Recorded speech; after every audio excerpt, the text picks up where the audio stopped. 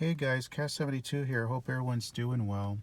So when I first got the Tello, I told you guys I wanted to do a camera modification, which included just attaching some lenses on here.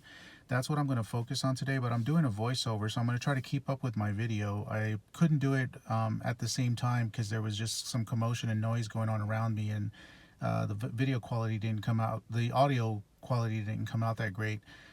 But anyway, let me go ahead and continue here. So right here, I'm just demonstrating that I took the top and bottom plate assembly off of the Tello, and the part that I'm going to use, or the lenses that I'm going to use, I should say, for the drone modification came from this company right here called Camkex. And what this was for my old iPhone SE. And all I'm really going to take off of this entire backing is that circumference right there, because that's a threaded circumference. And the kit came with this extended long-range lens, as well as a fisheye lens, a macro lens, and a wide lens. But as I was saying, I want to go ahead and save the attachment on the case, because that's what I'm going to use to mount to the Tello drone, and you'll see what I'm talking about as we go down the video. Here I just wanted to show you that they come with nice covers on the lenses so they don't get scratched or damaged. Also, I'm going to focus in on here so you can see that this is a fisheye and macro lens put together. I'm not sure why, but both lenses have to be attached in order to work properly. When you take them off, they become a macro lens. So that was the fisheye, and then this one's going to be the wide lens, and it's a 0. I believe 67x wide lens. So yeah, that's what I wanted to show you guys, a kind of a close-up before we get started here. I'll put the link in the description, like I said, in case you guys are interested. And that, which I want to mention, guys, this is something that I like to do. I mod a lot of the things I have, and I like to share that with people, you know, in case people are interested. But as usual, and you know, there is a disclaimer: if you guys do any of what I'm doing here, you're doing it at your own risk. This works for me. I enjoy modding a lot of the stuff I have, and I like sharing it. So again, you know, this is something that I do, and if you choose to do the same, and if it doesn't work out for you, you know, that's on you. I'm just sharing my modifications.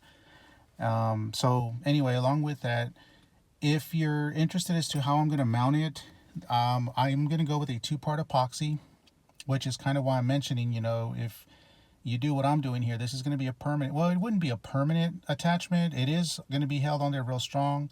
It dries within 3 to 5 minutes, and I'm going to basically put it around the circumference of the connection here, the threaded circular connection, so I can lock the lens on there.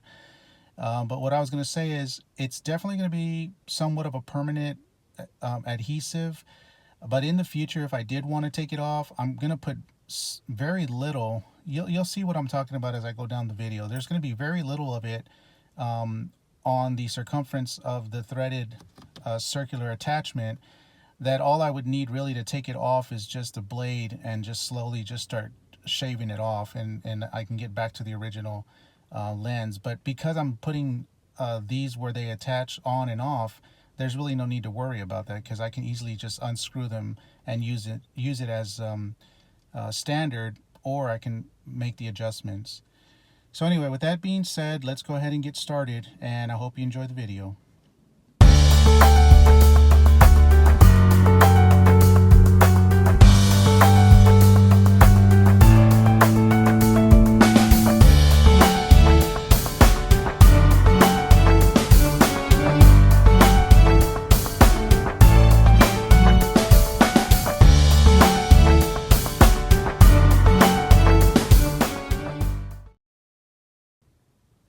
Okay guys, so when you're done, this is kind of what you're gonna have here, and you want to keep a little bit of the plastic mold around the threaded circumference, because that's what you're going to use the epoxy on to hold on to the drone. And as you can see, by the looks of it, there's not going to be a whole lot of epoxy because you've got very little bit of plastic left around the threaded circumference that's going to use to be held. And I basically used heavy duty tin scissors to cut the plastic because it was kind of hard. And then I did a razor blade to just kind of smooth off the edges and make it more of a circumference circle. And then this is the epoxy, like I mentioned, I'm going to use. It's recommended for, you know, concrete, stone, wood, glass, metal, etc. And fills gaps and will not shrink. And most important of all, there's no solvents. And what I mean by that is if you've ever used, for instance, super glue on plastic, it leaves a real bad white residue because of the solvents used in it. I'm going to use the case as my mixture, and we're going to focus on figuring out whereabouts we need to put the, you know, laying it out so I know exactly where I need to put it. And then once I get my pretty much where I want to put it, I'll go ahead and dampen the circumference with a little bit of the epoxy and then let it set, and then that's pretty much going to be the end of it. So that's all I'm doing here right now, just getting an idea of where I want to mount it and making sure the lens will go on there with no issue.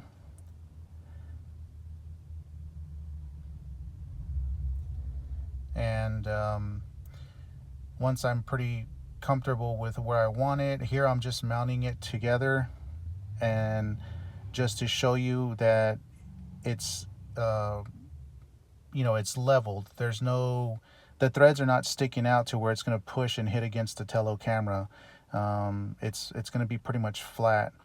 So with that being said, when the epoxy's on there, you'll see where it'll actually just attach itself with no issues or no obstructions with the lens on the Tello, nor with the threading on the circumference that it's going to permit the lenses to hold on.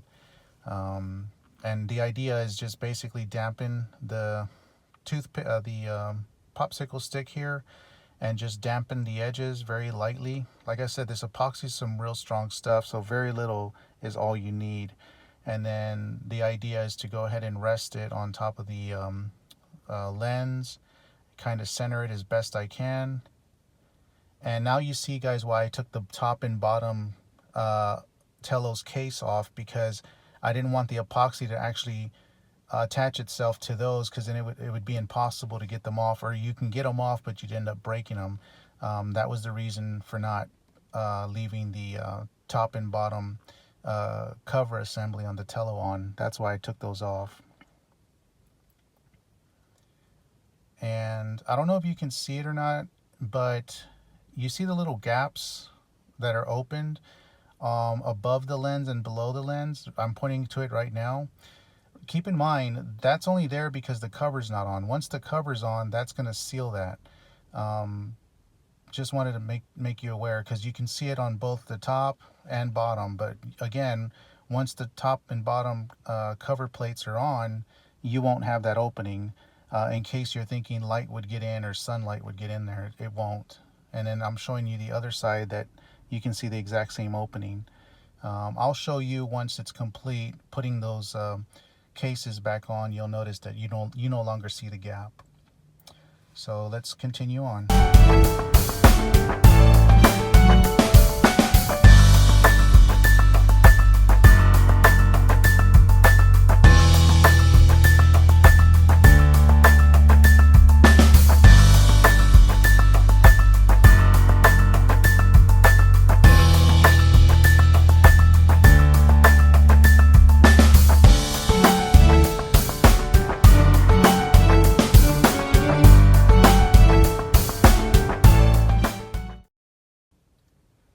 Okay guys, now that we got that done and the epoxy set, you can see I'm moving it around. It's not moving at all. Like I said, once it's set, it's going to be on there pretty damn good. I'm trying to get a close-up so you can see how well you see there's no gaps, there's no opening. It's pretty much sealed all the way around. That'll prevent any light from getting in. And I want to go ahead and show you what it'll look like once we put one of these lenses on.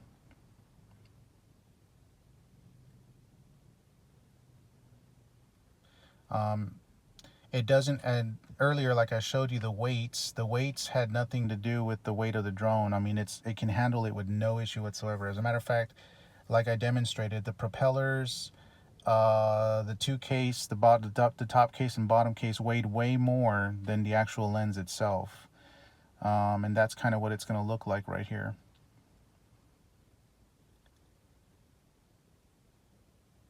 Looks pretty cool. And like I said, it doesn't add any significant weight to the Tello. It's still going to be able to manage flight with no problem. And then of course you'd put the cover plate on top. As I mentioned earlier, you'll see where it'll actually come very close to the lens attachment that I put, and there's no gap whatsoever. It's sealed all the way across. And then you can put the bottom one as well. Now I got to be honest with you guys, I fly mine without the bottom case, and let me tell you why. I've flown it with and without a doubt, flying it with the bottom case, even though it's got ventilation on there, it heats up pretty bad to the point where sometimes the Tello says it needs to land because it's overheating. And when I take it off, I never have that issue. And when I grab it and hold it in my hands, it's a lot cooler than what it is when I have the cover on. So I fly mine without the cover. Again, that's just me. That's the way I fly it. I do keep the top one on. But I definitely fly without the bottom one. And then if I do decide if I want to just reduce just a little bit more weight, or if it's extremely hot outside, I'll go ahead and take the top plate off as well and fly fly the Tello without both top and bottom plates. But that's the overall look, guys. I think it looks very sweet, very nice. And I'll go ahead and demonstrate what it looks like here with the video and the different lenses. I won't be able to do an outside flight because it's already late here, and the lighting's not that well to be demonstrating it inside, but we'll go ahead and do that. I'll show you here now.